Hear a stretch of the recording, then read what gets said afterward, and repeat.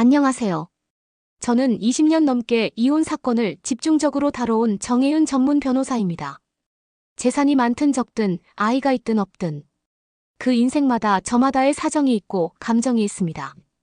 누구도 쉽게 이혼을 결심하진 않습니다. 그리고 누구도 이혼 이후에 다시 법정에 서게 될 줄은 몰랐다고 말합니다. 제가 수많은 의뢰인들을 만나며 가장 자주 들은 후회. 바로 이 말입니다. 그때 그 말 한 줄만 합의서에 넣었더라면, 그 문장 하나만 더 챙겼으면 이렇게 억울하진 않았을 텐데. 당신이 지금 협의이혼을 준비 중이시라면 잘 헤어지는 것이 전부가 아닙니다. 잘 정리하고 정확하게 남기는 것. 그게 바로 이혼 이후의 삶을 지켜주는 진짜 열쇠입니다. 많은 분들이 서로 이해하고 끝내자며 말로만 합의합니다. 그러나 저는 말합니다. 말로 한 합의는 기억이고 문서로 남긴 합의는 권리입니다. 예를 들어 이런 경우가 있습니다. 양육비는 준다고 했는데 막상 1년 뒤에 연락이 끊겼고 재산은 나눈 줄 알았는데 몇 년 지나고 나니 숨겨놓은 보험, 통장, 부동산을 알게 됐습니다. 그럴 때 대부분의 변호사들이 할 수 있는 말은 단 하나뿐입니다. 합의서에 그 내용 안 들어가 있네요. 남편 입장도 아내 입장도 저는 잘 압니다. 서로 다르게 아픈 마음, 다르게 억울한 감정. 그리고 각자 지키고 싶은 게 있죠. 현실적으로 지금 당신이 꼭 챙겨야 할 것만 딱 집어서 알려드릴 겁니다. 이 영상에서는 당장 합의서에 넣어야 할 핵심 문장들, 법적으로 반드시 남겨야 할 5가지 조항, 그리고 실제 판례와 사례까지 담았습니다. 지금 이 영상을 보는 당신이 언젠가 후회하는 사람이 아니라 평온한 삶을 지킨 사람으로 남을 수 있도록 이 영상이 그 첫 시작이 되기를 바랍니다. 지금부터 함께 보시죠. 1장. 협의이혼은 법적 싸움의 끝이 아닙니다. 많은 분들이 이혼을 준비하면서 이렇게 말씀하세요. 변호사도 필요 없고 그냥 조용히 협의이혼으로 끝내려 해요. 그 마음 이해합니다. 한때 사랑했던 사람과 마지막까지 예의를 지키고 싶다는 그 마음. 그게 나쁜 게 아닙니다. 문제는 그 좋은 마음만 믿고 아무런 문서도 남기지 않았을 때 벌어집니다. 제가 실제로 맡았던 사건 하나를 말씀드릴게요. 60대 부부가 원만하게 협의이혼을 했습니다. 재산 분할도 서로 구두로 합의했고 자녀도 성인이어서 큰 갈등이 없었습니다. 그런데 3년 뒤 전 남편이 그때 나눠준 건 빌려준 돈이었다고 주장하며 소송을 냈습니다. 문제가 뭐였을까요? 합의서에 이 재산은 이혼에 따른 분할로 지급한 것이다라는 문장이 없었습니다. 그 한 줄이 없다는 이유로 이혼 후 3년이 지난 지금도 법정 다툼이 이어지고 있습니다. 또 다른 경우 한 여성은 협의이혼 당시 남편이 매달 양육비를 100만 원씩 주겠다고 말해서 믿고 넘겼습니다. 하지만 이혼 후 6개월 만에 연락이 끊겼고 소송을 걸어도 서면 합의가 없다는 이유로 강제 집행조차 못했습니다. 이런 문제는 생각보다 많고 특히 황혼이혼처럼 인생 후반부의 이혼에서는 잘못된 합의가 노후 전체를 흔드는 결과로 이어집니다. 협의이혼이라는 건 법원에서 이혼 자체를 허가해주는 절차일 뿐입니다. 재산을 어떻게 나누고 아이를 누가 책임지고 앞으로 서로에게 어떤 권리와 의무가 남는지는 모두 당사자끼리 미리 정해야 하는 문제입니다. 그리고 그 정한 내용은 말이 아니라 문장으로, 문장이 아니라 법적 효력이 있는 서류로 남겨야 합니다. 합의이혼이라고 안심하지 마세요. 좋게 끝내자는 말이 나중엔 아무 의미가 없어질 수도 있습니다. 지금 챙기셔야 할 것은 감정이 아니라 내용입니다. 믿음이 아니라 기록입니다. 의장. 반드시 문서로 남겨야 할 문장들. 자, 지금부터는 정말 중요합니다. 제가 지금부터 말씀드리는 건요. 이혼 앞두고 있는 분이라면 반드시 적어야 할 5문장입니다. 이건 말이 아니라 인생 방어막이에요. 이 한 줄 한 줄이 나중에 여러분의 노후, 재산, 자녀, 관계까지 지켜줍니다. 제가 직접 본 수많은 사건들에서 이 문장이 있느냐, 없느냐에 따라 운명이 갈렸습니다. 하나씩 말씀드릴게요. 가능하면 지금 들으시면서 메모하시거나 영상 멈춰서 캡처해두세요. 첫 번째 문장. 양측은 본 합의이혼과 함께 재산 분할은 완료된 것으로 한다. 이 문장은요, 말 그대로 앞으로 재산 가지고 다시 싸우지 않겠다는 걸 확실하게 마무리 짓는 문장이에요. 근데요, 이 문장이 빠지면 어떤 일이 벌어지냐면요. 몇 년 뒤에 전 배우자가 나타나서 그때 내가 급해서 적게 받았는데 다시 좀 나누자고 나오는 거예요. 실제로요, 제가 도와드렸던 어떤 여성분이 있었어요. 남편이 알았어. 그 아파트 너 가져 해놓고는 4년 뒤에 연락이 왔어요. 그거 4명이었잖아. 팔아서 절반 달라. 합의서에 이 문장 없었거든요. 결국 어떻게 됐을까요?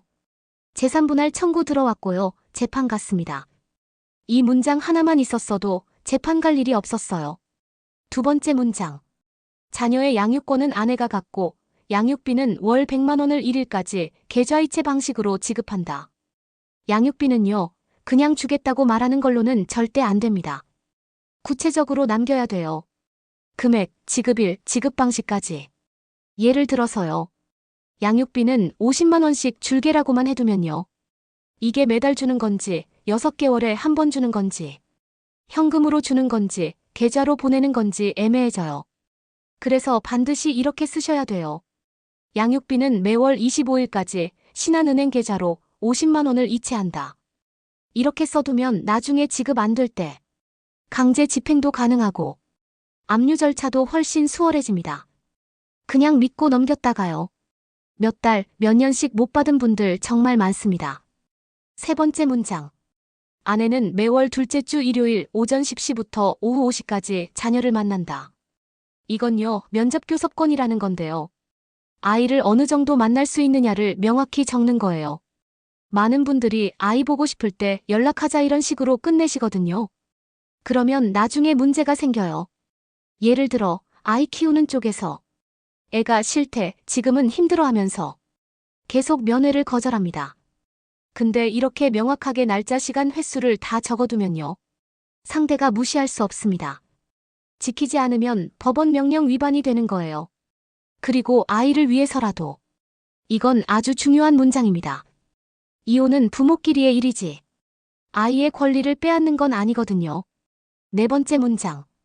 본 합의 이후 어떠한 추가 청구도 하지 않기로 한다. 이 문장은요. 한마디로 뒤끝 차단 문장입니다. 예를 들어서요. 너 예전에 빌린 300만 원 아직 안 갚았잖아. 결혼식 축의금 내가 더 냈는데 그것도 정산하자.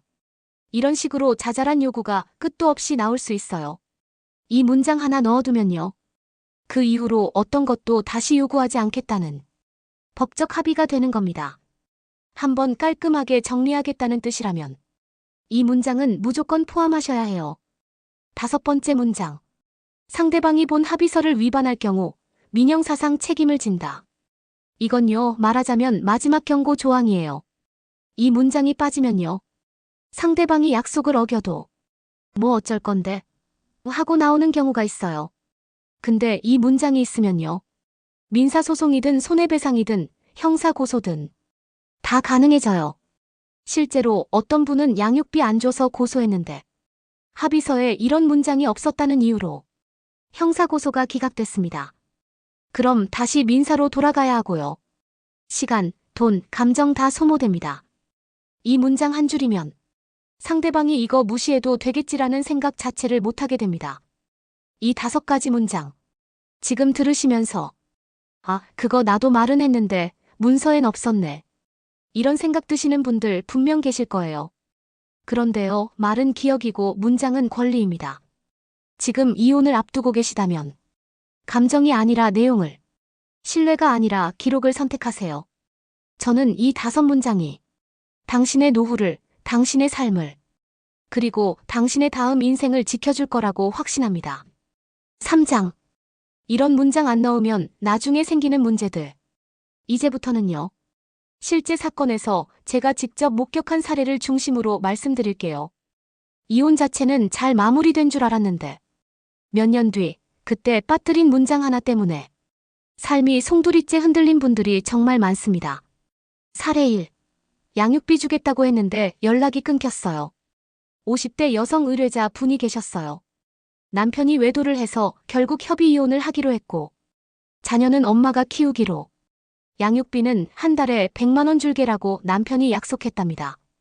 근데 문제는요, 합의서에 금액만 적혀 있었지. 매달 몇 일까지, 어느 계좌로, 어떤 방식으로 지급한다는 구체적인 문장이 빠져 있었어요. 어떻게 됐을까요? 남편이 6개월 동안 주더니 어느 날부터 아예 잠수를 탔습니다. 경제 사정이 어려워졌다. 요즘 애가 나를 싫어해서 마음이 상했다. 이런 말만 남기고요.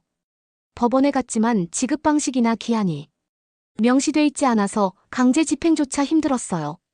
그냥 좋은 마음 하나 믿고 끝낸 결과가 아이와 본인의 생활을 위태롭게 만들었습니다. 사례 2. 아파트 준다더니 나중엔 돌려달래요. 이번엔 남편 측 의뢰인이셨습니다. 아파트는 내가 살게, 대신 당신은 차량 예금 가져. 이렇게 말로 정리가 됐지만 합의서에도 재산 분할을 완료했다는 문장은 없었습니다. 4년 뒤 전처가 변호사를 대동해서 소장을 보내왔어요. 그 집은 당신 명의지만 절반을 팔아서 정산하자. 남편은 말했어요. 아니, 그때 내가 그 집 가지기로 했잖아. 하지만 법원은 이렇게 말했습니다. 문서에 그렇게 안 쓰여 있으니 다시 판단해야 한다. 결국 4년이 지나서 이미 각자 새 삶을 살고 있던 두 사람은 또다시 법정에서 얼굴을 마주해야 했습니다. 그리고 일부 재산은 다시 나눠야 했습니다. 사례 3. 아이 보여주겠다더니 전화도 안 받아요. 이번엔 아이 문제입니다. 남편이 자녀를 키우고 아내가 아이를 만나러 가기로 합의한 상황이었어요.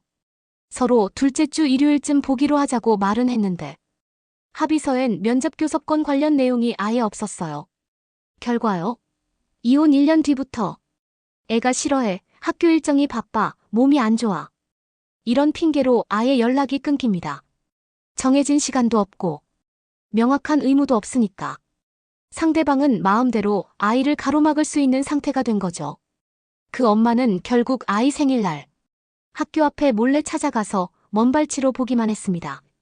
내가 아이에게도 이혼당했구나. 그 말 듣는데 제가 다 울컥했어. 사례 4. 결혼 비용 청구한다고요? 지금 와서 60대 남성분이 이혼 후 잘 정리됐다고 생각했는데요. 1년 뒤 전 부인이 소송을 걸어왔어요. 내용이 뭐였냐면요. 결혼 당시 쓴 예단, 혼수, 집 수리비 절반을 돌려달라는 겁니다. 합의서에 추가 청구를 하지 않기로 한다는 문장이 없었기 때문에 이런 요구가 가능해진 겁니다. 결국 민사소송에 불려다니고 정신적으로도 너무 지치셨죠. 이혼을 끝낸 줄 알았는데 또 다른 전쟁이 시작된 겁니다. 사례 5. 약속 어겼는데도 처벌 못한대요. 한 여성분은 남편에게 양육비를 못 받은 지 1년이 넘었습니다. 그래서 고소를 하려고 저희 사무실에 오셨죠. 그런데 합의서에 위반 시 민형사상 책임을 진다는 문장이 빠져 있었어요. 결국 검찰은 말합니다. 이건 그냥 개인적인 다툼이지 형사처벌 대상은 아닙니다. 민사는 또 따로 소송 걸어야 하고요. 그마저도 받기 어렵죠. 법은 기록을 보고 판단합니다. 그 기록이 약하면 정의도, 감정도 다 보호받기 어려워져요. 이런 사례들 전부 합의서 문장 하나만 제대로 적었어도 막을 수 있었던 일입니다. 좋은 마음으로 이혼을 정리하는 것, 그 자체는 나쁘지 않습니다. 하지만 그 좋은 마음만 믿고 문장을 빼먹는 순간 상대가 나쁘게 마음을 먹었을 때 아무런 대책이 없어지는 겁니다. 4장. 전문가가 추천하는 합의이혼 합의서 체크리스트. 이제 우리가 진짜 준비해야 할 시간이 왔습니다. 마음은 정리하셨고 이혼도 결정하셨죠. 이제는 그 마음을 문장으로 정리할 차례입니다. 많은 분들이 이쯤에서 이렇게 말씀하세요. 변호사님, 그냥 간단하게 쓰면 안 될까요? 우린 서로 싸우지 않기로 했거든요. 하지만요, 제가 수없이 경험했듯이 그 괜찮다는 말이 나중에 제일 위험한 구멍이 됩니다. 그래서 오늘 지금 이 영상을 보고 계신 당신만큼은 제대로 단단하게 준비하셨으면 좋겠습니다. 자, 제가 지금부터 하나씩 천천히 짚어드릴게요. 들으시면서 꼭 마음속으로 같이 점검해보세요. 먼저 재산부터 정리하셔야죠. 우리가 나누기로 한 집, 예금, 자동차, 보험. 이거 하나하나 목록으로 적으셨나요? 혹시라도 이거는 말로 주기로 했으니까 빼자. 그렇게 넘기시면 안 됩니다. 나중에 말을 바꾸는 경우 정말 많습니다. 이 합의서에 적힌 것 외에는 서로 아무것도 요구하지 않는다. 이 문장 꼭 들어가야 합니다. 그리고 재산을 나눴으면 거기서 끝났다는 표현도 필요합니다. 재산 분할은 이미 완료되었고 추가 청구는 없다. 이렇게 정확하게 마무리 지어야 나중에 상대방이 다시 손 내밀 수 없습니다. 이제 자녀 이야기로 넘어갈게요. 아이를 누가 키우는지, 양육비는 누가, 얼마를, 언제까지, 어떤 방식으로 줄 건지, 월 50만 원 정도 줄게가 아니라 매달 25일까지 신한은행 계좌로 50만 원씩 입금한다 이렇게요. 구체적으로, 분명하게. 그게 아이와 나 둘 다 지켜주는 문장이 됩니다. 그리고요, 아이와 만나기로 했다면 그것도 꼭 문장으로 남기셔야 해요. 보고 싶을 때 보자라고 하셨죠? 정말요? 안 됩니다. 그건 그 순간뿐이고 1년, 2년 지나면 연락조차 되지 않을 수 있어요. 매월 첫째 주 토요일 오전 10시부터 오후 4시까지 아이를 만난다.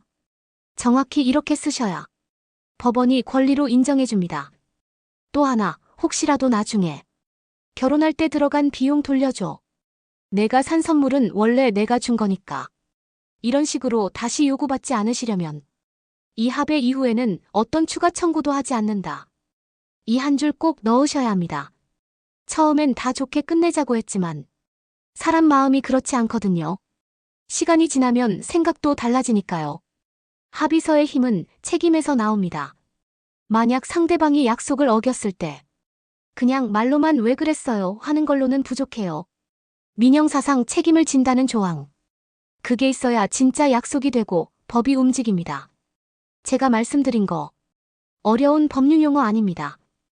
그냥 당신을 지켜줄 말 한 줄, 문장 한 줄일 뿐입니다.